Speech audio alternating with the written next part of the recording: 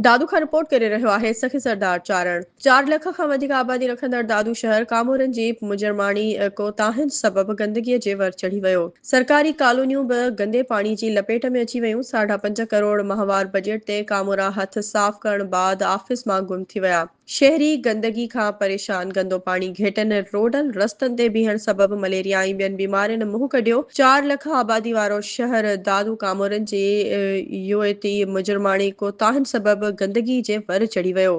शहर जूं 200 खां वधीक कॉलोनियूं मोहल्ला पाड़नि में गंदगी जा ढेर लॻी विया आहिनि। पूरो शहर खंडरात जो ॾेख ॾेई रहियो आहे।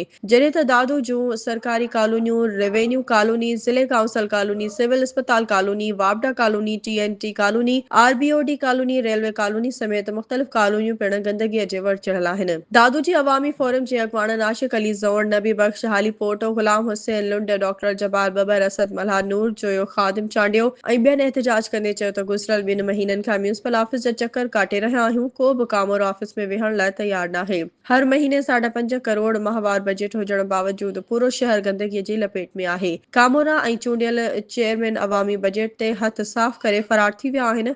गंदगी बाबति शिकायतूं डिप्टी कमिश्नर दादू खे पिण कयूं आहिनि। गंदो पाणी रोडनि रस्तनि, स्कूलनि, मस्जिदुनि ॿाहिरां बीहण सबबि मुख़्तलिफ़ बीमारियुनि पिण मुंहुं कढियो आहे।